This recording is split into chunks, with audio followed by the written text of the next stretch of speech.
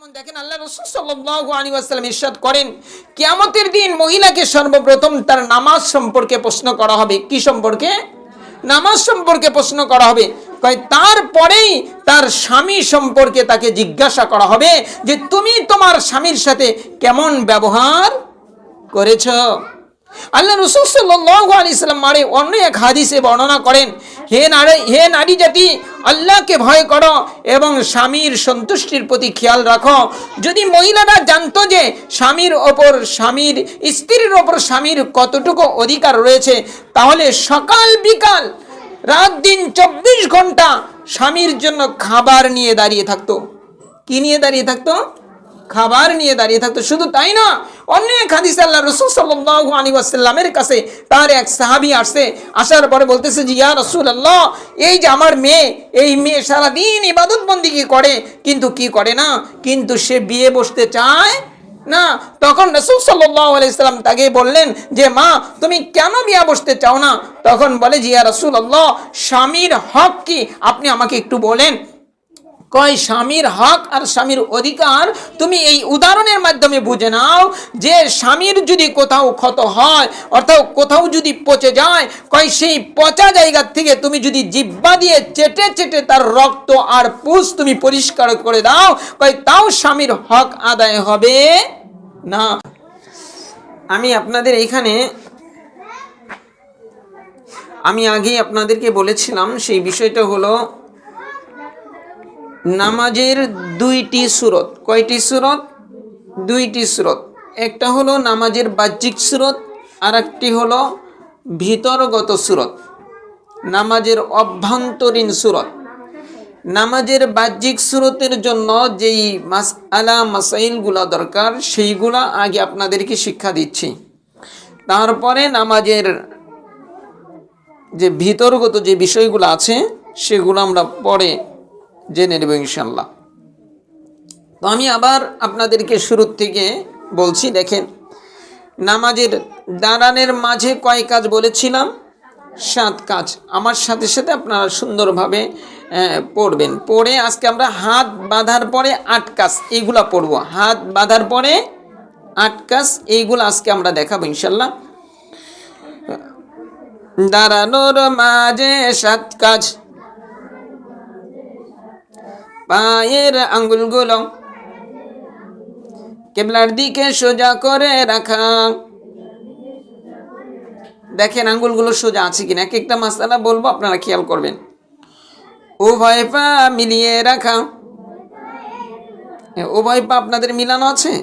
এই মিলানো বলতে মানে আগ পিছ যেন না হয়, আগ পিছ যেন না হয়, মানে একটা পশ্চিম দিকে আগিয়ে গেল আর একটা পূর্ব দিকে পিছিয়ে গেল, এরকম যেন না হয়। উভয় পায়ের বড় আঙ্গুল দ্বয় ও গোড়ালি দ্বয়ের মাঝে সামান্য ফাঁকা রাখা। দেখেন, মানে হালকা, মানে 1 আঙ্গুল পরিমাণ ফাঁকা রাখা। একবারে মিলিয়ে দাঁড়াইতে গেলে দেখা যাবে যে অনেক মাথা ঘুরিয়ে পড়ে যাওয়ার সম্ভাবনা থাকে, যার কারণে হালকা একটু ফাঁকা রাখবে। তবে কারো যদি বেশি সমস্যা হয়, যেমন যাদের স্বাস্থ্যবান, তারা আরও একটু ফাঁকা করে দাঁড়াইতে পারবে। 4 নম্বর মাসালা, তাকবীরে তাহরিমা বলার পূর্বে হাত ছেড়ে সোজা হয়ে দাঁড়ানো। মানে একেবারে, মানে যখন আপনি তাকবীরে তাহরিমা বলবেন, বলার আগে হাত দুটো একেবারে সোজা থাকবে। তারপরে পরিপূর্ণ সোজা হওয়া, ঘাড় সোজা রাখা, সিজদার জায়গায় নজর রাখা। এখন দেখেন, পরিপূর্ণ আপনারা সোজা হয়েছেন, ঘাড়টা সোজা আছে, ঘাড়টা যেন মানে এই সিজদার মতো অর্থাৎ রুকুর মতো কিংবা সামনের দিকে এরকম ঝুঁকে না থাকে, একেবারে সোজা থাকবে। আসামি যেরকমভাবে দাঁড়ায়, আমি আর আপনি মনে করতে হবে আমরা আসামি, আল্লাহ তাআলার সামনে আমরা দাঁড়িয়েছি। আর সিজদার জায়গায় তখন নজর রাখবে।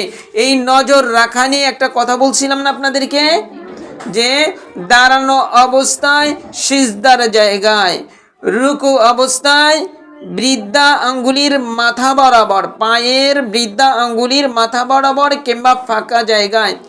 তারপরে সিজদা অবস্থায় নাক এবং কপালের মাঝামাঝি যে নিচু জায়গা, এইখানে খেয়াল রাখা। এইখানে কি রাখা? খেয়াল রাখা। আর 4 নাম্বার, বসা অবস্থায় কোলের ওপর নজর রাখা।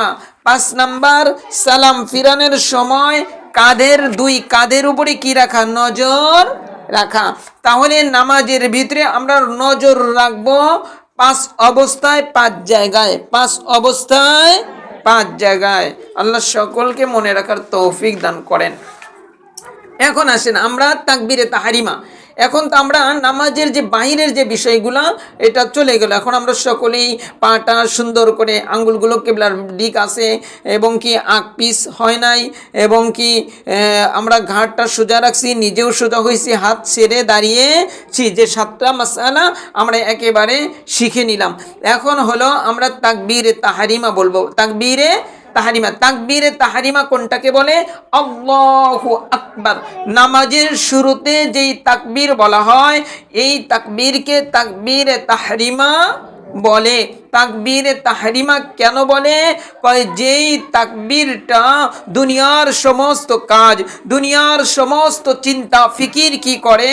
হারাম করে দেয়। ওই তাকবীরকে তাকবীরে তাহরিমা বলে। তাই এই তাকবীরে তাহরিমা অর্থাৎ আল্লাহু আকবার, এটা বলা কিন্তু ফরজ, এটা বলা ফরজ। তাহলে এখন আসেন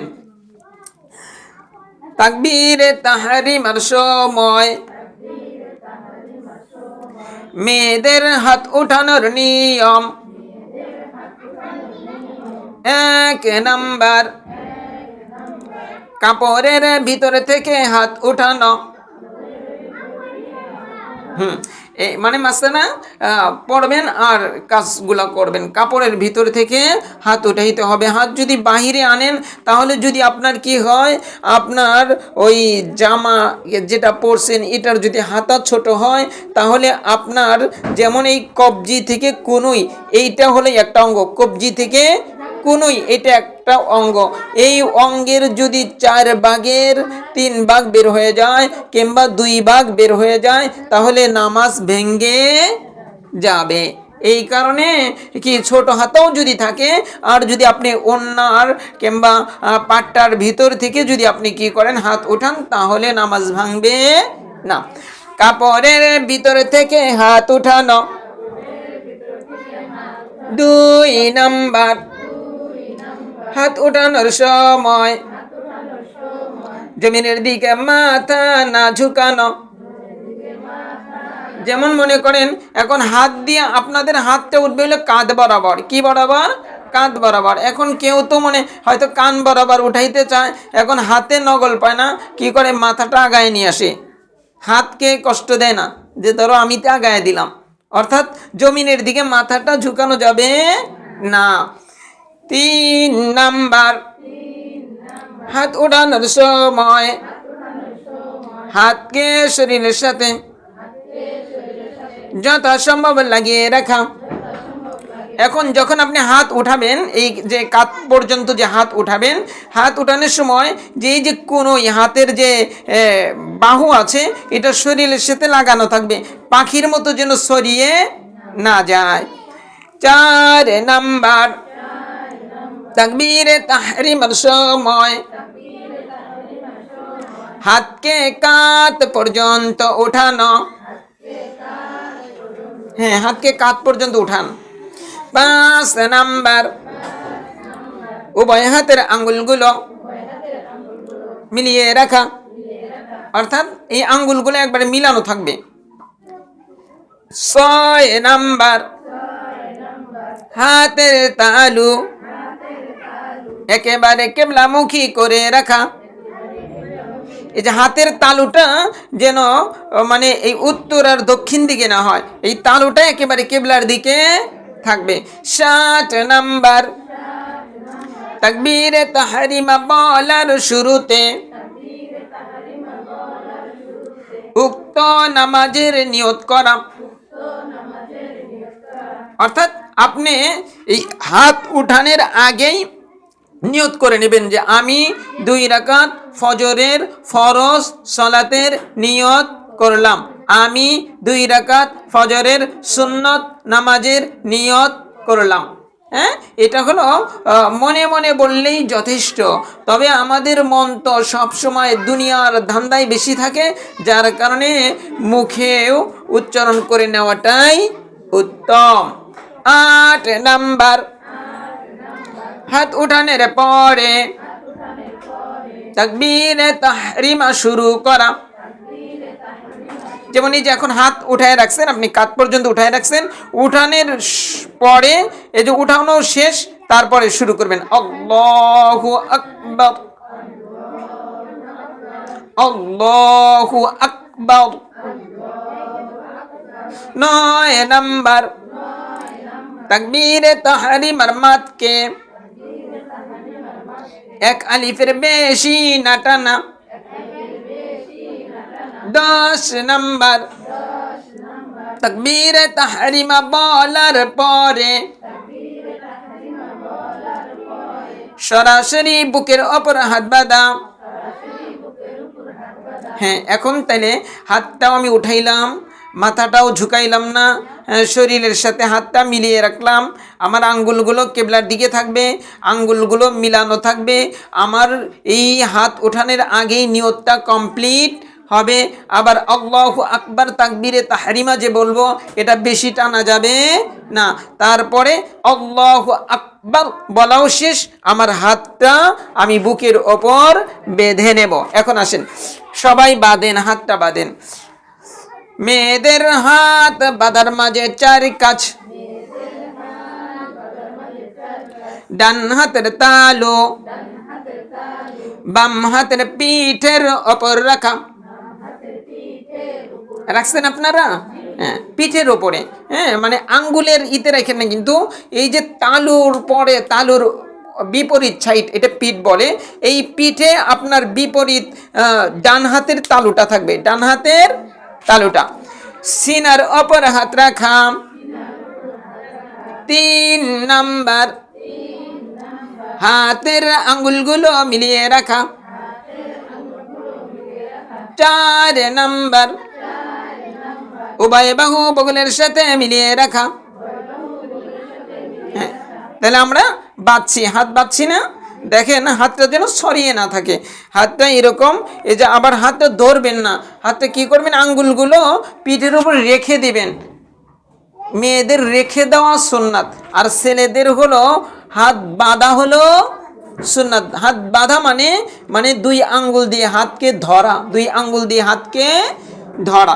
এখন আসেন, মেয়েরা যে নিয়ত করলো, নিয়তের ভিতরে 3টা বিষয় থাকা জরুরি। কয়টা বিষয়?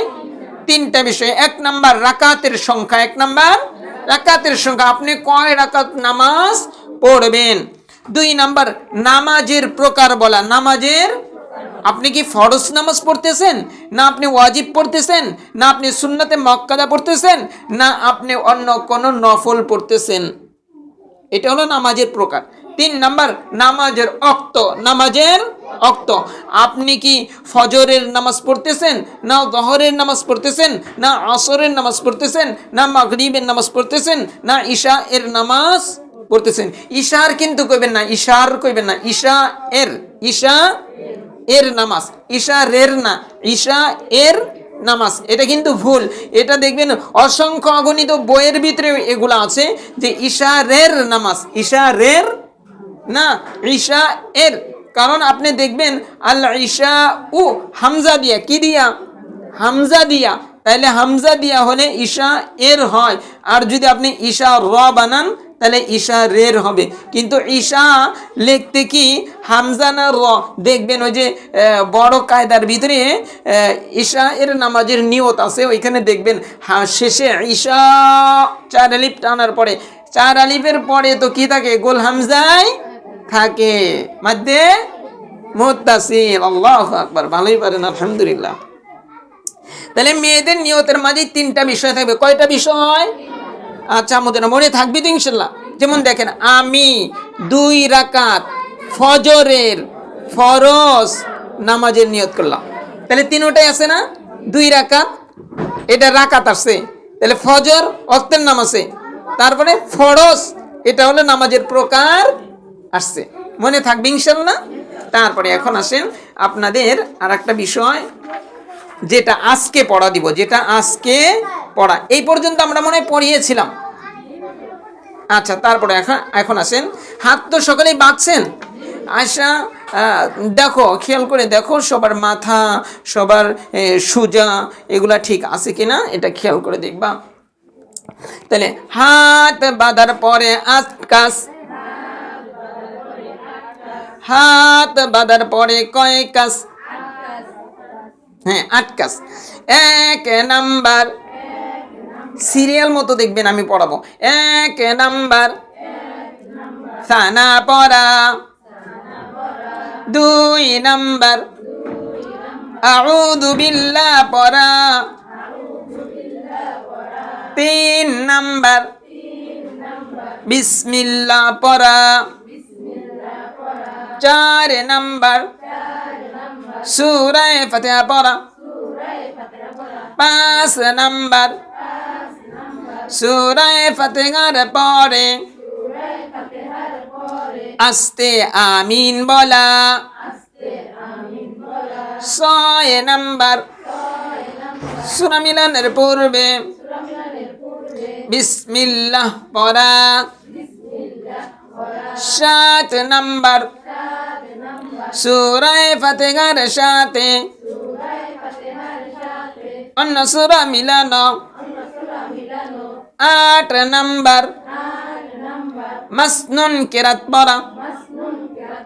মাসনুন কিরাত 3 প্রকার। মাসনুন কিরাত কয় প্রকার মনে রাখবেন? মাসনুন কিরাত কয় প্রকার? 1 নাম্বার হলো এটাকে বলে তেওয়ালে মুফাসসাল, 2 নাম্বার হলো আওসাতে মুফাসসাল, 3 নাম্বার হলো কিসারে মুফাসসাল। এটা মনে রাখতে পারলে রাখবেন, না রাখতে পারলে নাই।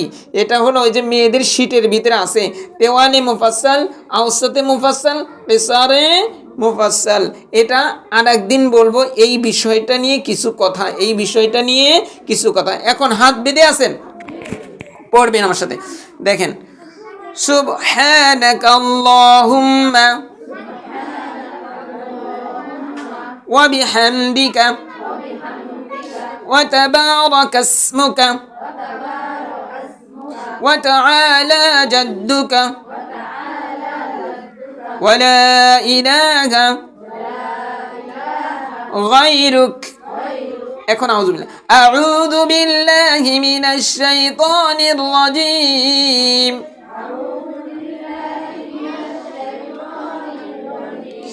বিসমিল্লাহির রহমানির রহিম।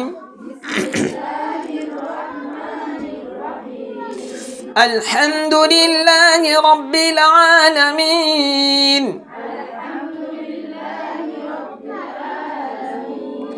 আর রহমানির রহিম। মালিকি ইয়াউমিদ্দিন। إياك نعبد وإياك نستعين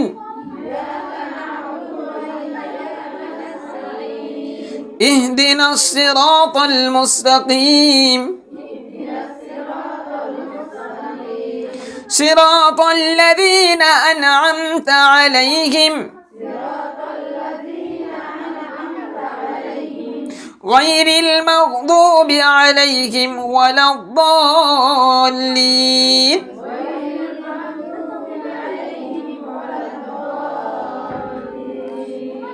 آمين. بسم الله الرحمن الرحيم.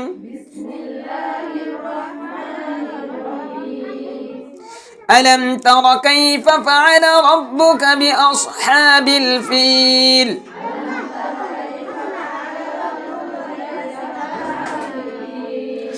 ألم يجعل كيدهم في تضليل وأرسل عليهم طيرا أبابيل ترميهم بحجارة من سجيل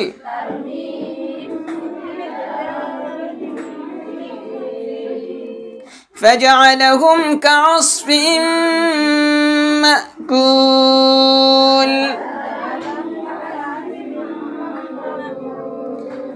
মাশাআল্লাহ, আমরা এখন হলো রুকু পর্যন্ত আপনাদেরকে রাখলাম। সকলেই নামাজের শুরুতে বসেন। এখন নামাজের শুরুতে বসছেন সকলেই? আচ্ছা, দেখেন আমরা রুকু পর্যন্ত নিয়ে রাখলাম। আগামী সপ্তাহে আল্লাহ তাআলা তৌফিক দিলে রুকু শেষ করব। তারপরের সপ্তাহ আপনাদের নির্বাচনী বন্ধ থাকবে। তারপরের সপ্তাহে আমরা সিজদা শেষ করব। কি শেষ করব? সিজদা শেষ করব। রমাদানুল মুবারকের ভিতরে আমরা নামাজের পুরা বিষয়টা শেষ করব। নামাজের প্রথম সূরতটা, অর্থাৎ নামাজের বাহ্যিক সূরতটা আমরা শেষ করব ইনশাআল্লাহ, আল্লাহ তাআলা তৌফিক দিলে। এখন আসেন, আমরা সালাত পড়লাম না? এই ওদেরকে একটু করো তো, এই বাচ্চাগুলো একেবারেই ডিস্টার্ব।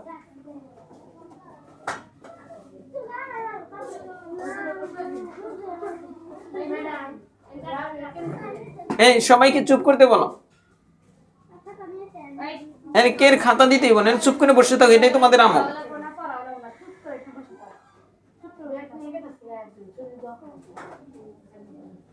ছোট পোলাপান পড়াইলে অল্প বয়সে মাথা শেষ হয়ে যায়।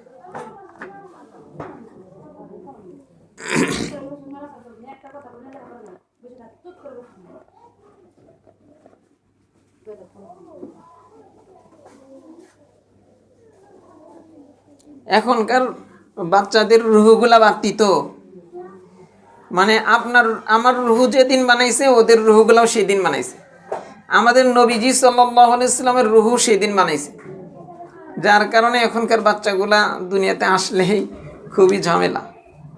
একবার অসুখ বিসুখ থেকে নিয়ে বাবা মার ঘুম, খাবার দাবার সব কিছু শেষ। আচ্ছা যাই হোক, আপনারা কি কষ্ট নিলেন? আচ্ছা শোনেন, এই যে আপনাদেরকে সালাতটা আস্তে আস্তে শিক্ষা দিচ্ছি না, শোনেন, এরও রহস্য আছে।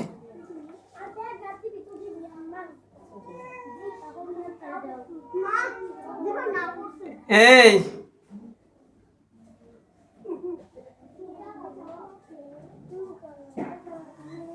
তাইবার আম্মু আসছিল, তাইবার আম্মু তো ম্যাডাম। তো একদিন আইসা কয়, হুজুর আপনারা কেমনে পড়ান, কেমনে কি করেন, তো পাগল হয়ে যাবেন।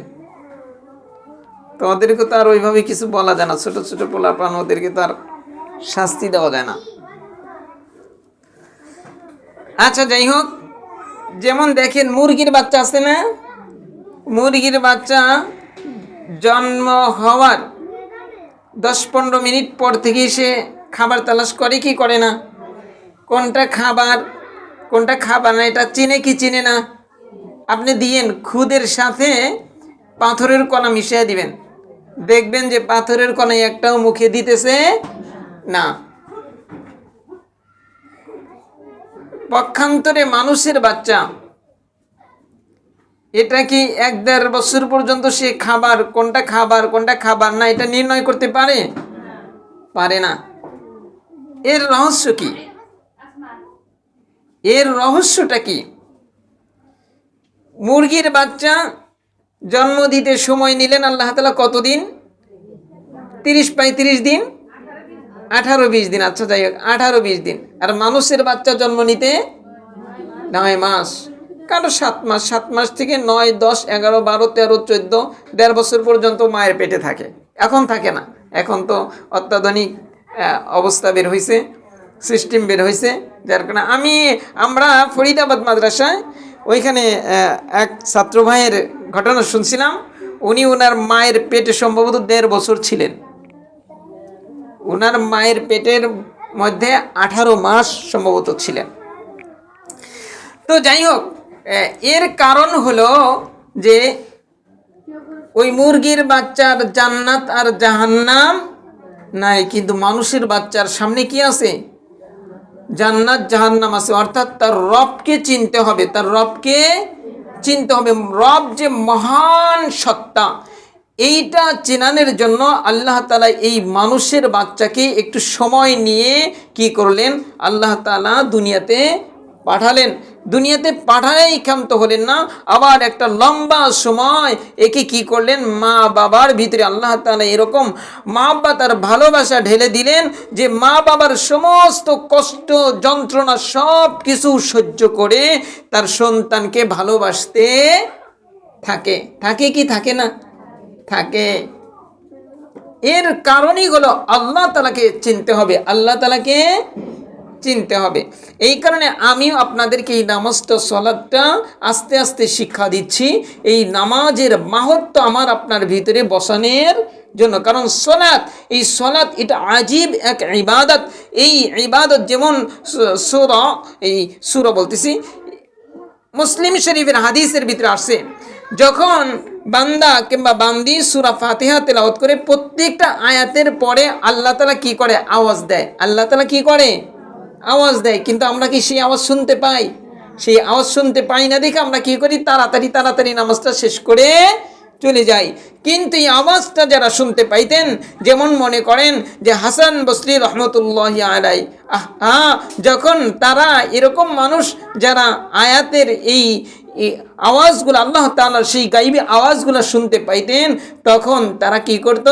তারা ওই এক রাকাতেই সারা রাত কাটাইয়া দিত, সারা রাত কাটাইয়া দিত। কিন্তু আমরা তো সেগুলো শুনতে পাই না।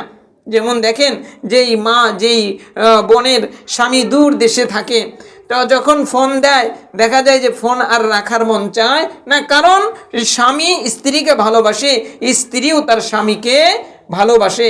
ওই ভালোবাসার মানুষের কথাটা তার শুনতে কি লাগে? তাদের ভালো লাগে। আল্লাহ তাআলা ওই আকর্ষণী দিয়ে দিয়েছে, যার কারণে তাদের ফোন রাখতে মন চায় না। অনুরূপভাবে যখন বান্দা আল্লাহ তাআলার এই আওয়াজকে শুনতে পায়, আল্লাহ তাআলাকে যখন চিনতে পায়, তখন আর তার নামাজ ছাড়তে ভালো লাগে না। তো এখন আসেন, এই যে নামাজ, এই সলাৎটা আপনার আমার সলাৎ কোন সময় সলাৎ হিসেবে থাকবে, আজকে আপনাদেরকে সারমর্ম কয়েকটা বিষয় শিক্ষা দিব, এবং কি খুব খেয়াল রাখবেন। আপনাদেরকে আমল দিছিলাম না, নামাজের আমল, মিসওয়াকের আমল, দুইটা, আর কি এই দুইটাই, নামাজের আমল আর মিসওয়াকের আমল আপনারা করেন তো ইনশাল্লাহ। আল্লাহ সকলকে তৌফিক দান করেন। এই নামাজটা, এই যে আমল যে করলাম, যেমন মনে করেন আপনি মাছ ধরতে গেলেন, মাছ ধরতে যাওয়ার পরে আপনি কি করলেন? একটা পাতিল নিয়ে গেলেন যার তলা নাই, কি নাই? তাহলে সারাদিন যদি মাছ মারেন, পাতিলে রাখেন, সন্ধ্যাবেলা যখন উঠে আসবেন, আপনার কি পাতিলে একটা মাছ থাকবে? থাকবে না। তাইলে আপনি সারাদিন অনেক মাছ মারছেন, কিন্তু পাতিলের তলা না থাকার কারণে একটা মাছও নিয়ে উঠতে পারলেন। কিন্তু পাতিলের যদি তলা থাকতো, যদি 5টা মাছও আপনি মারতেন, তাহলে 5টাই থাকতো না? 5টাই থাকতো। অনুরূপভাবে আমি আর আপনি ইবাদত কম করি, কিন্তু এই ইবাদত অনেক বেশি করলাম, কিন্তু আল্লাহ তাআলার সামনে দাঁড়ায় দেখলাম কিছুই নাই। আল্লাহ তাআলার সামনে দাঁড়ায় দেখলাম কিছুই নাই। তাইলে কি আমি সফল কাম? নাকি আমি আল্লাহ তাআলার দানানের পরে আমি ইবাদত কম করছি, কিন্তু যে কয়টা করছি সবগুলাই আছে, ওটাই সফল কাম? সবগুলাই আছে, ওটাই হলো সফলতা, ওটাই হলো সফলতা। এখন মনে রাখেন, কোন শ্রেণীর নারীদের আমল তার আমল নামায় থাকে না? কোন শ্রেণীর মায়েদের, বোনেদের আমল নামায় থাকে না? আজকে সেটা বলবো ইনশাল্লাহ। শুনবেন না? বলবো না? না, সে বললে আপনারা তাড়াতাড়ি এসে জান্নাতে যাবেন, আমার আগে আগে যাবেন। আল্লাহ কবুল করুক, আল্লাহ কবুল করুক। তাহলে আমরা এই দুইটা বিষয় শুনবো হলো আমলের নিয়তে। কিসের নিয়তে? আমলের নিয়তে। আমি একেবারে সংক্ষিপ্ত আকারে বলবো, কারণ হয়তো অনেক সময় হয়ে গেছে। এক নাম্বার হলো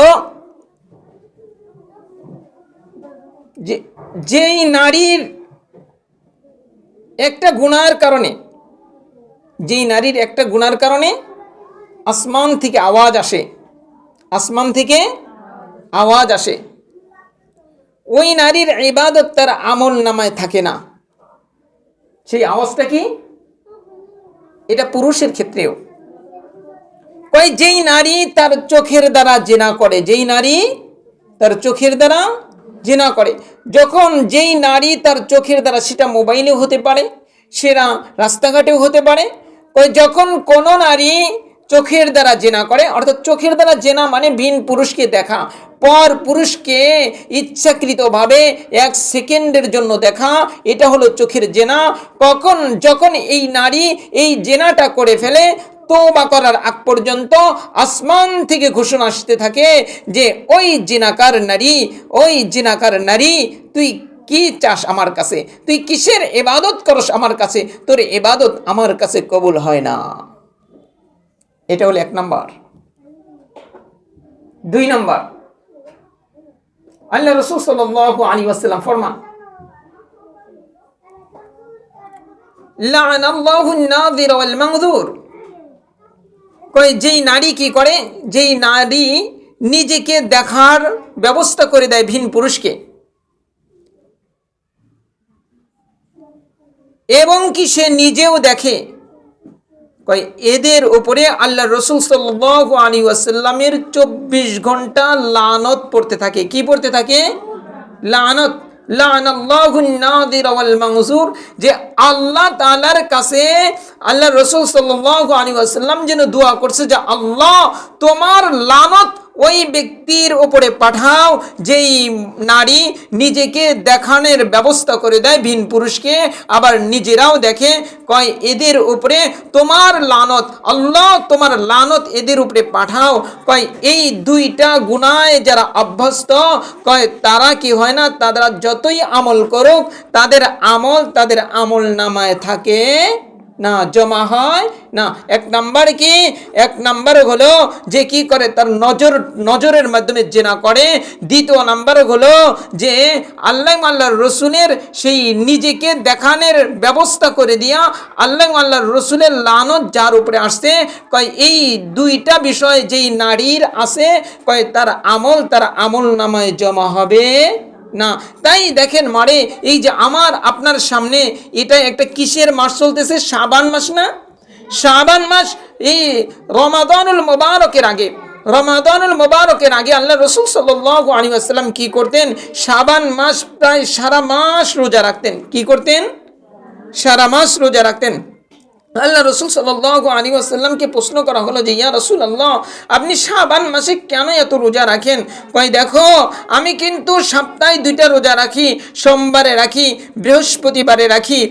সোমবারে আমি রোজা রাখি, আল্লাহ তাআলা আমাকে দুনিয়াতে সোমবারে পাঠিয়েছে, তাই আমি শুকরিয়াতান সোমবারে আমি রোজা রাখি। 2 নাম্বার, আমি বৃহস্পতিবারে রোজা রাখি, এ কারণেই আমার আমলগুলা আল্লাহ তাআলার কাছে প্রত্যেক সপ্তাহে একবার করে আমার আপনার সকলের আমল আল্লাহ তাআলার কাছে ওঠে। আল্লাহ তাআলাকে দেখায় যে আল্লাহ আপনি দেখেন আপনার অমক বান্দি কিংবা অমক বান্দা এই আমলগুলা করেছে। এগুলা বৃহস্পতিবার দিন সবার সপ্তাহে একদিন এই আমলটা আল্লাহ তাআলার কাছে যায়। আল্লাহ রাসূল বলেন সাল্লাল্লাহু আলাইহি ওয়াসাল্লাম বলেন যে আমি আমার আমল এমনভাবে আমার আল্লাহ তাআলার কাছে উঠুক যেই অবস্থায় আমি রোজাদার,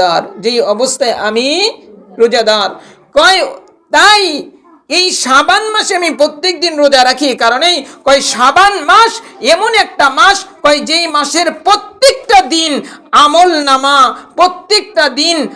নামা আল্লাহ তাআলাকে দেখানো হয়। সমান আমল নামা, যেমন এই যে আজকের আমল নামা আমার আপনার সকালের আমল নামা আজকে দেখাবে, আবার কালকেও দেখাবে আল্লাহকে, আবার তার পরের দিনও দেখাবে।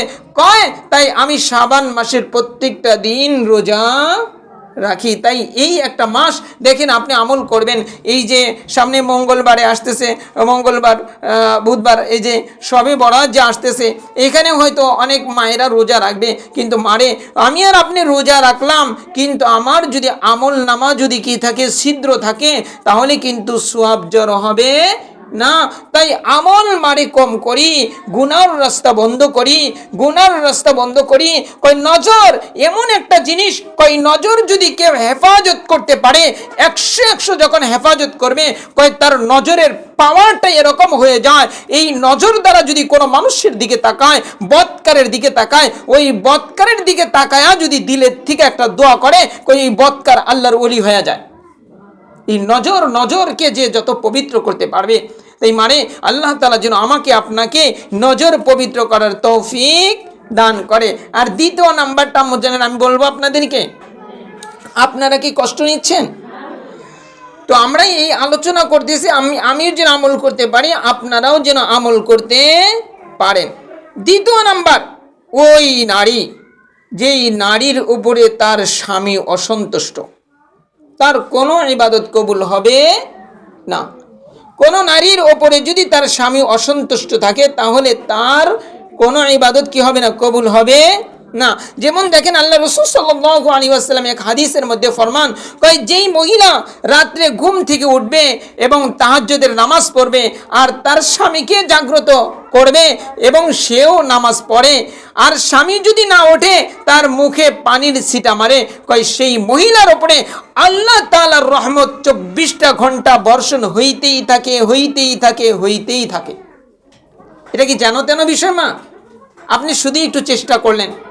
দ্বিতীয় নাম্বার, যেমন দেখেন আল্লাহ রাসূল সাল্লাল্লাহু আলাইহি ওয়াসাল্লাম ইরশাদ করেন, কিয়ামতের দিন মহিলাকে সর্বপ্রথম তার নামাজ সম্পর্কে প্রশ্ন করা হবে। কি সম্পর্কে? নামাজ সম্পর্কে প্রশ্ন করা হবে। কয় তারপরেই তার স্বামী সম্পর্কে তাকে জিজ্ঞাসা করা হবে যে তুমি তোমার স্বামীর সাথে কেমন ব্যবহার করেছ। আল্লাহ রাসূল সাল্লাল্লাহু আলাইহি ওয়াসাল্লাম অন্য এক হাদিসে বর্ণনা করেন, হে নারী জাতি, আল্লাহকে ভয় করো এবং স্বামীর সন্তুষ্টির প্রতি খেয়াল রাখো। যদি মহিলারা জানতো যে স্ত্রীর ওপর স্বামীর কতটুকু অধিকার রয়েছে, তাহলে সকাল বিকাল রাত দিন 24 ঘন্টা স্বামীর জন্য খাবার নিয়ে দাঁড়িয়ে থাকতো। কি নিয়ে দাঁড়িয়ে থাকতো? খাবার নিয়ে দাঁড়িয়ে থাকতো। শুধু তাই না, অনেক হাদিসে আল্লাহ রাসূল সাল্লাল্লাহু আলাইহি ওয়াসাল্লামের কাছে তার এক সাহাবী আসছে, আসার পরে বলতেছে যে ইয়া রাসূলুল্লাহ, এই যে আমার মেয়ে, এই মেয়ে সারাদিন ইবাদত বন্দেগী করে কিন্তু কি করে না, কিন্তু সে বিয়ে বসতে চায় না। তখন রাসূল সাল্লাল্লাহু আলাইহি ওয়াসাল্লাম তাকে বললেন যে মা, তুমি কেন বিয়ে বসতে চাও না? তখন বলে যে ইয়া রাসূলুল্লাহ, স্বামীর হক কি আপনি আমাকে একটু বলেন।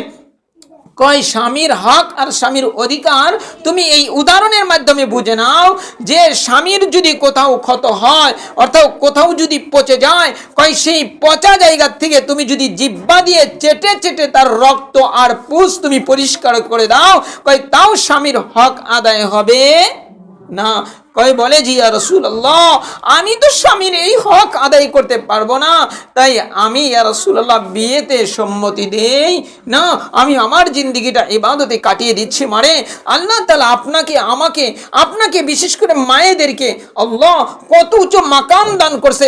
আমি কয়েকদিন আগেই আমি আমার ছাত্রীদেরকে বলতেছিলাম যে দেখো, আমার এক হযরতের মা ইবাদত করতে করতে আল্লাহ তাআলা তাকে এত উচ্চ মাকাম দান করছিল। তোমাদেরকে একটা ঘটনা শোনাই, সেই ঘটনা আপনাদেরকেও শোনাই। সেই ঘটনাটা হলো আমাদের হযরত 2009 কিংবা 13-র দিকে একটা জায়গায় ব্রাহ্মণবাড়িয়ায় মাহফিলে যাবে। ওই সময় সারা দেশে হরতাল চলতেছিল। কয় আমি তারপরেও মাহফিলের উদ্দেশ্যে রওনা দিয়েছি ঢাকা থেকে। কয় আমি গাড়ি চালাইতেছি, গাড়িতে আমরা 4 জন বসাছিলাম, কিন্তু ওই গাড়িটা এত স্পিডে চলতেছে যে 120-এ চলতেছে। কয় এমতো অবস্থায় কয় সাইড রাস্তা থেকে একটা গাড়ি উঠছে, একটা ছোট গাড়ি উঠছে।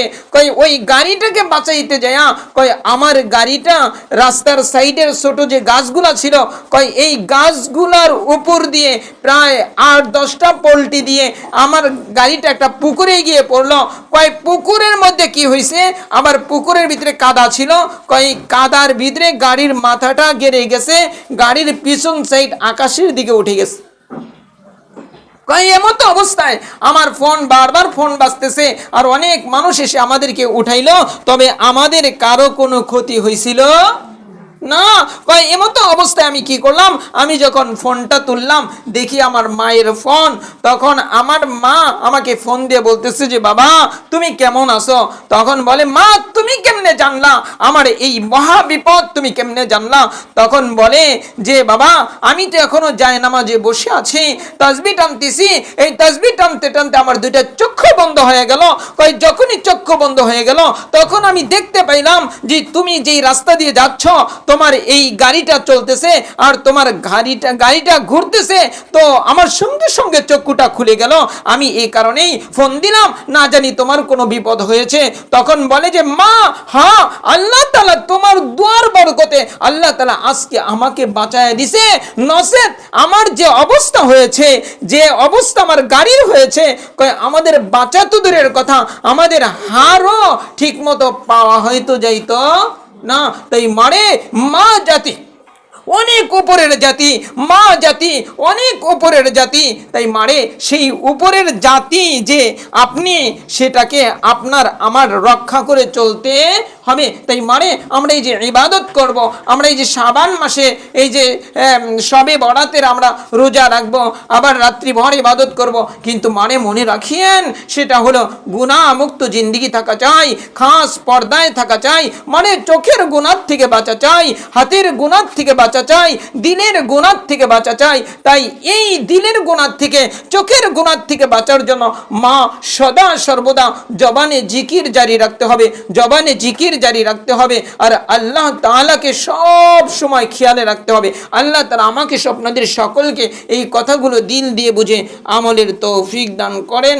ওয়া আখিরু দাওয়ানা আনিল হামদুলিল্লাহি রাব্বিল আলামিন। আসসালামু আলাইকুম ওয়া রাহমাতুল্লাহি ওয়া বারাকাতুহু।